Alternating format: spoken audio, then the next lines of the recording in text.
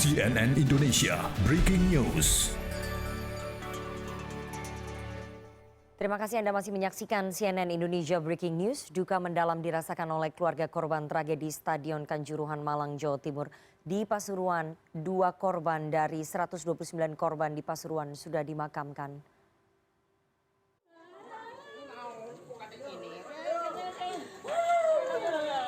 Parniati menangis di dekat keranda jenazah anaknya Hendrik Gunawan yang akan diberangkatkan ke pemakaman umum Desa Pucangsari, Kecamatan Purwosari, Kabupaten Pasuruan Minggu siang.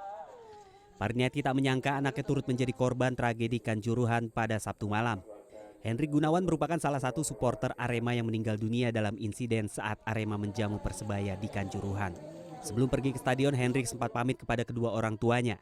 Pemuda berusia 19 tahun ini selalu menonton Arema bertanding di stadion. Kalau kabarnya saya itu sekitar jam 4, tapi saya enggak boleh ke sana.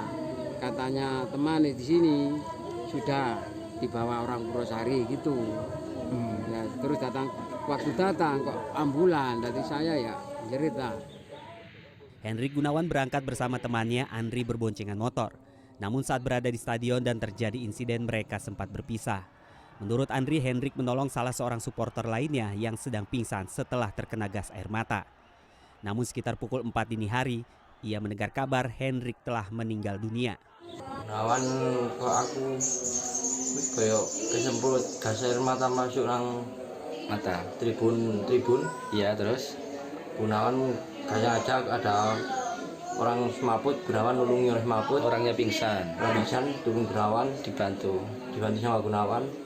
Saya keburu gas air mata masuk ke tribun semua. Keluarga dan teman Hendrik mengaku sangat terpukul dengan peristiwa ini. Mereka mengaku tak menyangka ada kejadian seperti ini. Irsa Priyongko, Pasuruan, Jawa Timur. Menko PMK Muhadjir Effendi memastikan korban kerusuhan supporter bola pasca pertandingan Arema FC melawan Persebaya akan menerima santunan dari pemerintah daerah dan pemerintah pusat. Bantuan diberikan dalam bentuk pembebasan biaya rumah sakit bagi korban meninggal dunia maupun korban luka-luka. Selain itu, Muhadjir juga menyatakan para korban akan mendapatkan santunan dari Bupati Malang dan Wali Kota Malang serta Kementerian Sosial. Kepastian dari Pak Wali Kota Malang bahwa nanti semua akan diberi santunan, terutama yang meninggal. Kemudian dari pemerintah pusat juga sama, selalu sudah minta kepada Bu Mensos untuk menyiapkan santunan baik untuk mereka yang menjadi korban tewas maupun yang cedera, dan insya Allah nanti malam Bu Mensos akan langsung ke Malang. Menteri Pemuda dan Olahraga Zainuddin Amali mengutarakan kekecewaannya atas tragedi di Kanjuruhan Malang, Jawa Timur. Kementerian Olahraga khawatir tragedi ini bisa mencoreng nama Indonesia sebagai tuan rumah Piala Dunia U20. Saya kira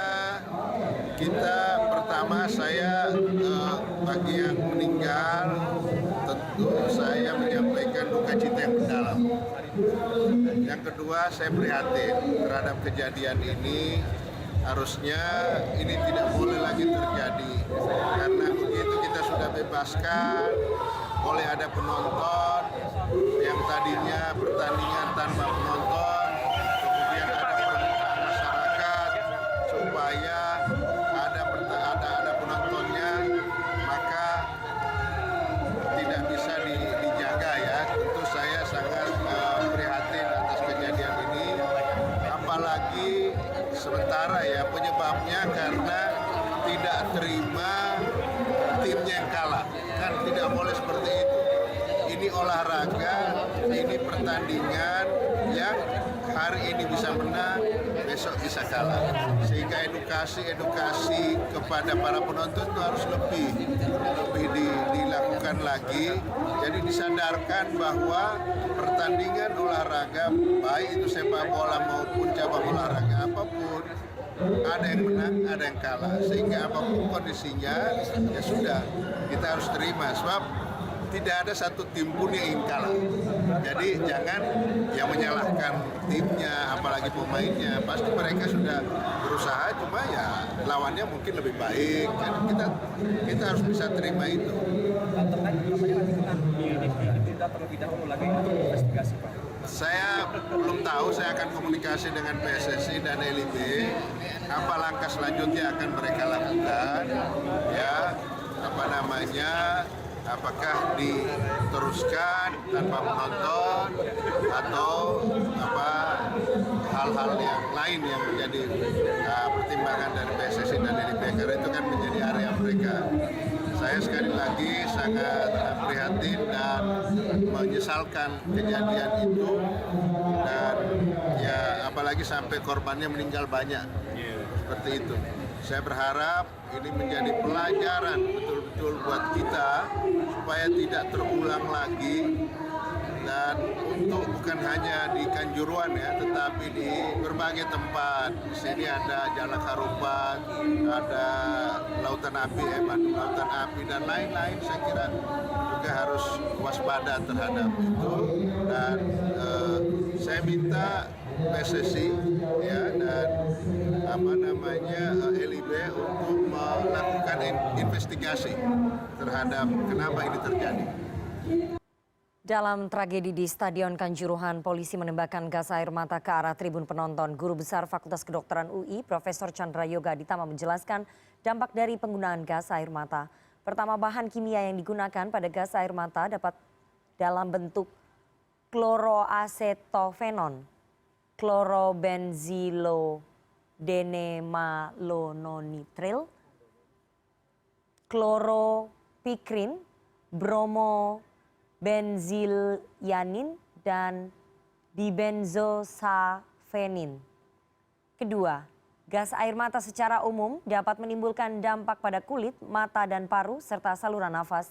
Ketiga, gejala akutnya di paru dan saluran nafas dapat berupa dada berat, batuk, tenggorokan seperti tercekik, batuk, dan sesak nafas. Pada keadaan tertentu dapat terjadi gawat nafas atau respiratory distress. Sementara bagi penderita asma atau penyakit paru obstruktif kronik, jika terkena gas air mata maka dapat terjadi serangan sesak nafas akut yang bukan tidak mungkin berujung di gagal napas atau respiratory failure.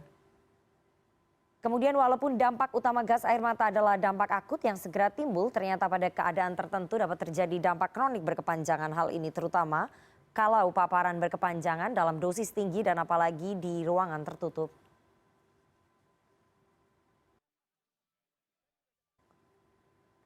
Ratusan orang meninggal dunia dalam insiden kerusuhan Stadion Kanjuruhan, Malang, Jawa Timur usai laga derby Jatim antara Arema FC versus Persebaya Surabaya. Saat kerusuhan terjadi, aparat menembakkan gas air mata untuk mengurai massa. Seberapa bahaya dampak penembakan gas air mata untuk tubuh hingga menyebabkan kematian? Untuk membahasnya lebih dalam kita sudah terhubung melalui sambungan Zoom dengan Dr. Agus Dwi Susanto, Ketua Perhimpunan Dokter Paru Indonesia. Selamat sore Dr. Agus. Selamat sore Mbak. Oke, Dr. Agus, tragedi yang terjadi di Stadion Kanjuruhan ini menewaskan 174 orang, 20 kritis, dan 190-an orang terluka. Penggunaan gas air mata disinyalir membuat banyak korban berjatuhan. Dampak penggunaan gas air mata ke tubuh ini apa, Dok? Bisa dijelaskan mungkin? Ya terima kasih. Selamat sore. Pertama-tama tentu turut prihatin dan berduka cita terhadap korban yang ada saat ini. Dan kalau kita bicara dampak dari gas air mata ini, tadi sudah disampaikan juga, pada prinsipnya komponen-komponen dari gas air mata ini sifatnya adalah gas yang bersifat iritan. Iritan itu artinya menyebabkan terjadinya iritasi pada mukosa, sel-sel yang ada di dalam organ tubuh kita. Nah, yang paling jelas yang segera muncul dalam jangka pendek adalah iritasi pada mata, kemudian kulit, kemudian pada mukosa hidung dan saluran nafas. Pada mata biasanya akan menyebabkan mata merah, kemudian akan terjadi berair, rasa panas dan sakit di daerah mata. Kemudian di kulit juga menyebabkan rasa panas di kulit, dan kemudian di mukosa hidung dapat menyebabkan terjadinya rasa panas di hidung berair, tenggorokan terasa gatal, bahkan rasanya panas dan tercekik. Kemudian menimbulkan gejala di saluran nafas berupa batuk-batuk, berdahak. Pada paru dapat menimbulkan gejala lanjut berupa nyeri dada dan sesak nafas, yang bisa terjadi. Itu secara umum seperti itu. Seperti itu, tapi pada kenyataannya banyak korban yang kemudian pingsan, Dok, setelah terkena gas air mata. ini faktor gas air mata yang membuat korban pingsan, kemudian banyak juga korban ini yang terinjak-injak, banyak yang terkena patah tulang, memang bisa berakibat seperti itu ya dok ya? Ya, pada kasus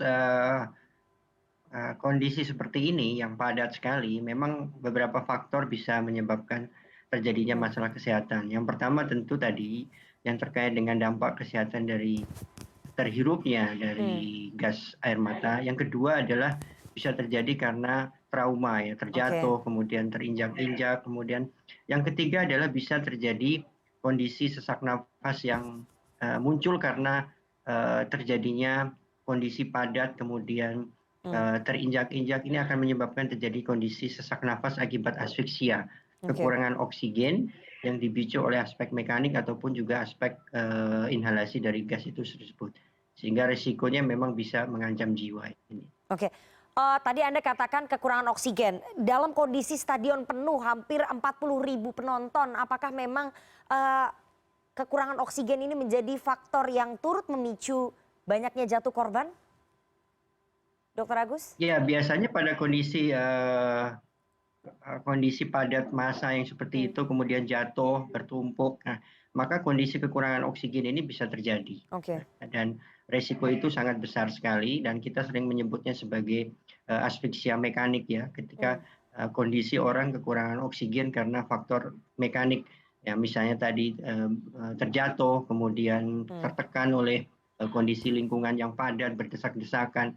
Nah, ini sering terjadi menimbulkan rasa. Ditambah lagi terhirup oleh gas yang sifatnya iritan tadi. Karena ini double ya, bisa terjadi karena terhirup gas yang sifatnya iritan menyebabkan sesak napas, ditambah kondisi berdesakan, kekurangan oksigen, maka itu bisa terjadi resiko yang berbahaya. Baik, efek jangka panjangnya dari menghirup gas air mata yang berlebihan ini apa, Dokter Agus?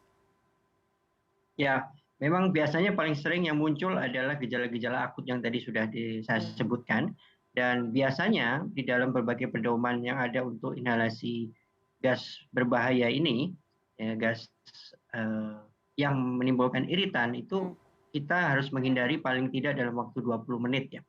Jadi kalau dalam 20 menit lebih biasanya akan timbul dampak yang lebih berbahaya.